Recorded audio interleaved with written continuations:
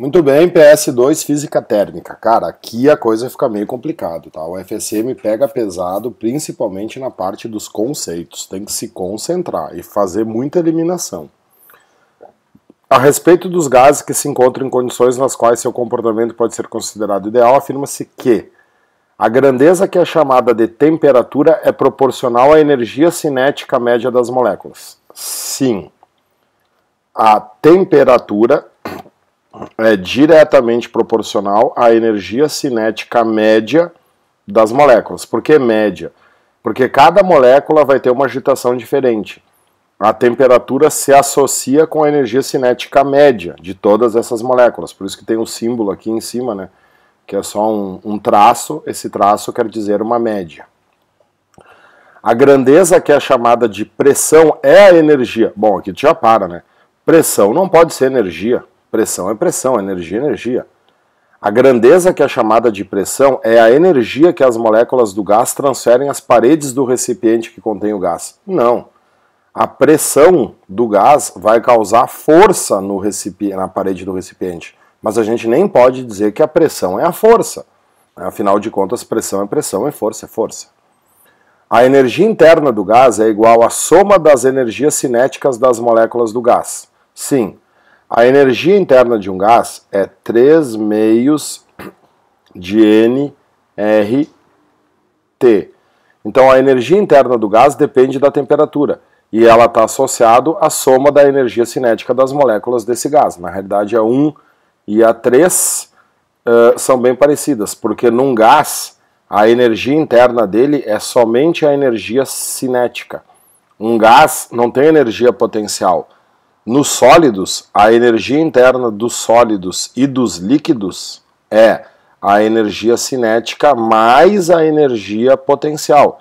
A energia potencial é a energia da ligação molecular. Então, se aqui fosse um sólido ou um líquido, essa questão estaria errada. Mas como é um gás, está certo. Então, 1 e 3. A 2 diz: as plantas e os animais que vivem num ecossistema, bobagem, calor. Onda eletromagnética na região do infravermelho são chamados de calor por radiação. Essa aqui dá muita confusão, tá? Eu respondi muita dúvida sobre essa questão. Por que essa aqui está errada? É comum associar o infravermelho como sendo a onda que transporta calor. Por exemplo, nos seres vivos, o calor é principalmente transmitido na frequência do infravermelho. Mas o calor não é transmitido só por infravermelho, o calor é transmitido em praticamente todo o espectro eletromagnético. O calor pode ser transmitido por luz visível, na frequência da luz visível, ele pode ser transmitido no ultravioleta, ele pode ser transmitido na micro-ondas. Então tu não pode dizer que o infravermelho é a onda de calor. Ele é a principal onda que transporta calor, mas não é só nessa onda, tá? Então é uma questão complexa. Ocorre calor por convecção quando se estabelecem num fluido correntes causadas por diferença de temperatura. Sim, essa é verdade. Por quê? A convecção só ocorre em fluidos, e a convecção ocorre porque dentro de um fluido, o fluido é aquecido, e aí o que acontece? Esse calor aumenta a temperatura de uma parte do fluido, fazendo com que sua densidade diminua. E aí o fluido quente sobe e o fluido frio desce por diferença de temperatura ou diferença de densidade. Então a 2 está certa. E a 3 diz: o calor por condução pode ocorrer em sólidos, líquidos e gases. E também no vácuo. Não.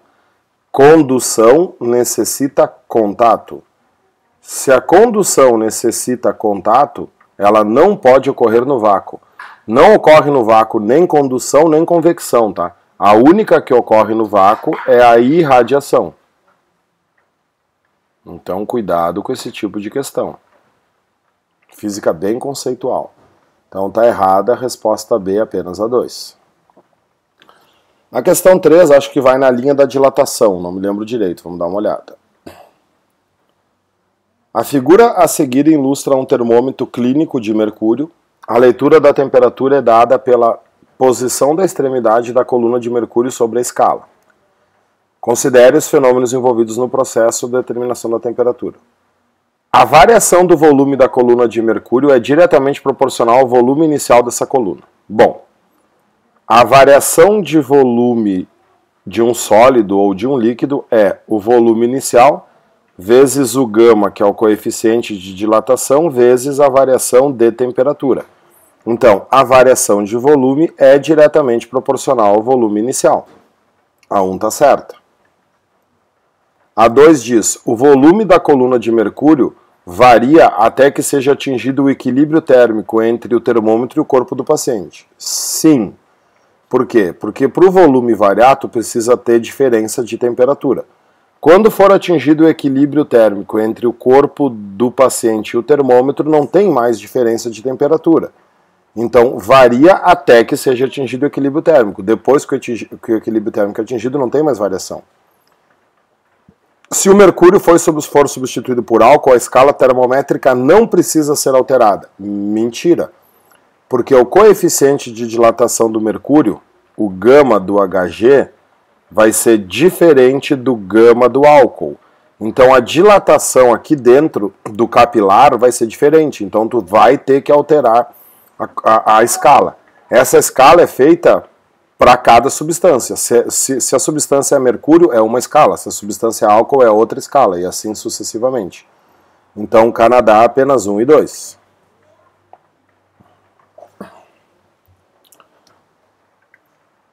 A questão 4 é uma questão sobre geladeira, que é uma máquina térmica invertida. Também é uma questão muito, muito, muito importante para Santa Maria. Isso também caiu na PUC, tá? Ali no meu site tem a resolução da prova da PUC agora de 2015. Assiste ali, tem uma questão sobre geladeira, que tem uma bela revisão já na questão sobre geladeira. O que a gente tem que saber aqui? A geladeira é uma máquina térmica invertida, né? Ela trabalha retirando o calor da fonte fria.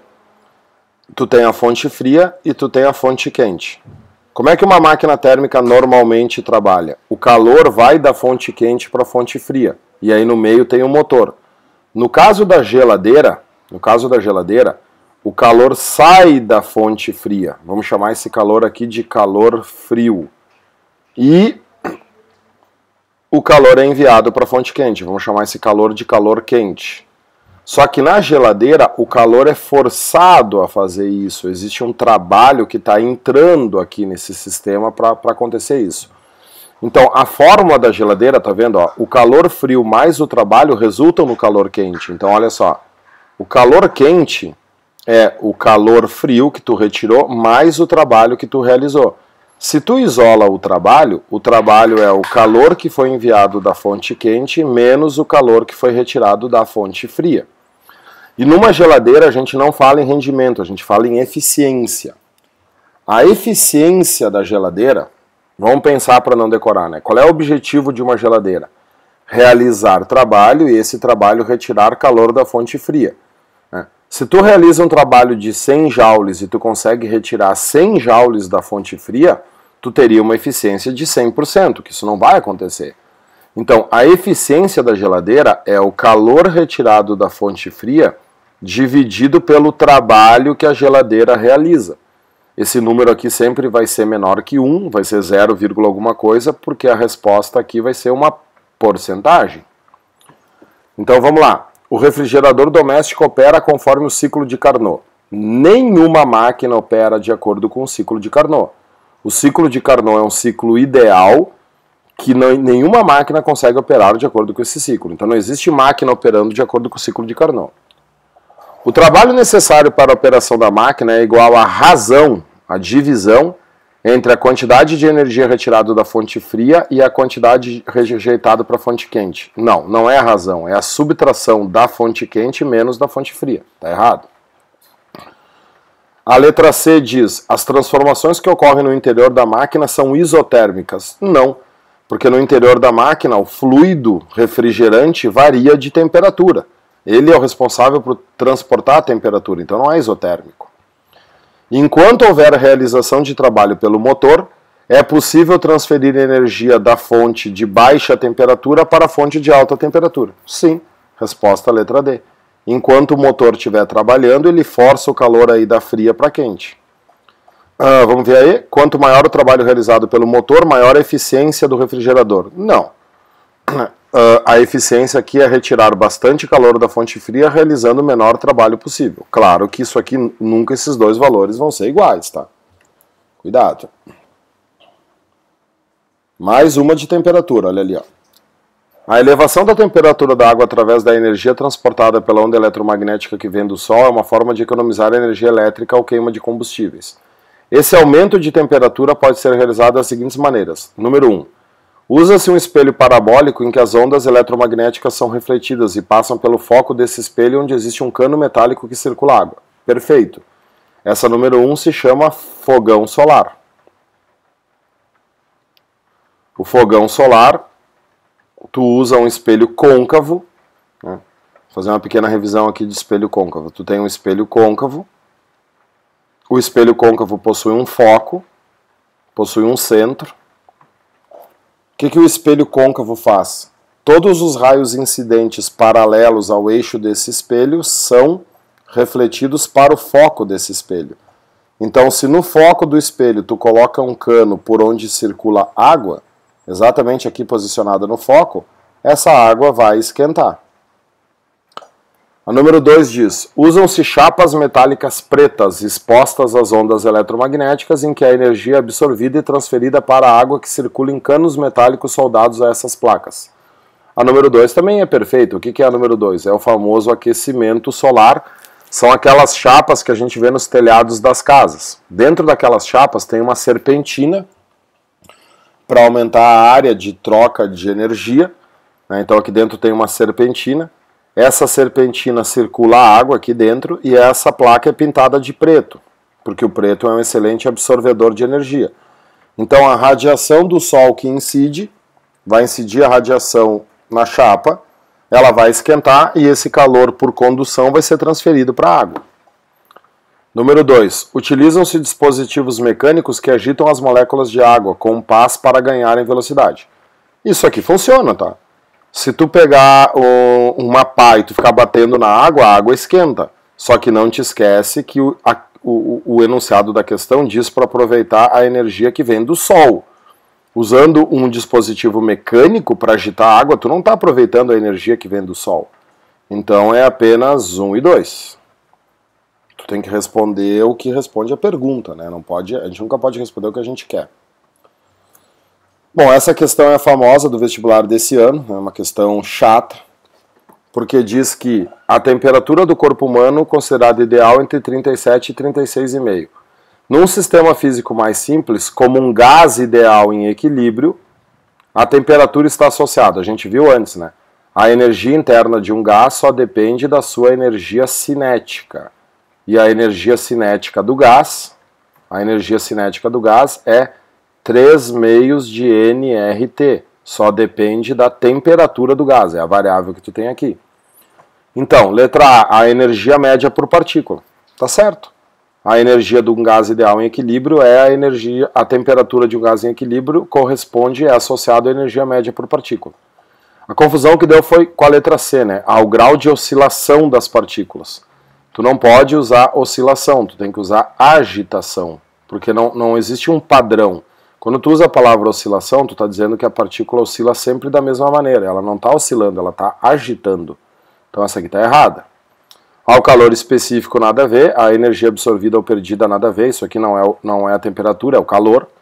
E a quantidade de calor interno, nem existe isso aqui, né? Nenhum corpo possui calor. Te lembra que a existência do calor, fazendo uma revisão, a existência do calor pressupõe a existência de, no mínimo, 2 sistemas. Tu nunca pode ter calor, ninguém possui calor, porque o calor é uma coisa que se perde ou que se ganha. E a questão 7 diz que o inverno é caracterizado pela ocorrência de baixas temperaturas, tá? Dá toda uma história aqui. Considerando os aspectos termodinâmicos dos fenômenos envolvidos, analise as afirmações. Os aquecedores devem ser mantidos próximos ao piso do ambiente, porque a condutividade térmica do ar é maior quando próximo à superfície da Terra. Olha só. Todas as casas com aquecedor, o aquecedor é mantido próximo ao piso. mas não por causa da condutividade térmica do ar, e sim por causa da convecção, porque o ar quente sobe. Então, o que Santa Maria fez aqui? O que a prova fez aqui? Eles deram uma afirmação correta com uma justificativa errada, tá? Não é por causa da condutividade, sim porque o ar quente sobe e aí tu cria uma circulação no ambiente e todo o ambiente acaba ficando à mesma temperatura. Energia transferida continuamente entre o corpo e suas vizinhanças por meio de onda eletromagnética. Sim, qualquer corpo transmite calor. O único jeito de um corpo não transmitir calor através de onda eletromagnética é esse corpo estar no 0 Kelvin. Qualquer corpo acima do 0 Kelvin está sempre transmitindo calor. O ato de encolher-se permite as pessoas diminuir sua área exposta ao ambiente e, consequentemente, diminuir a perda de energia. Sim. Pensa quando tu vai pendurar roupa num varal. Tu pendura a roupa esticada, tu aumenta a área. Aumentando a área, tu aumenta a condução do calor. O fluxo térmico entre dois corpos, o fluxo de calor é a condutividade térmica vezes a área da superfície vezes a diferença de temperatura que existe entre as superfícies dividido pela espessura da superfície. Então, o fluxo térmico ele é diretamente proporcional à área. Quando a gente se encolhe e diminui a área exposta ao ambiente, tu está diminuindo a perda de energia, porque tu diminui o fluxo térmico. Então, apenas 2 e 3, Dinamarca. Muito bem, muito bem, muito bem.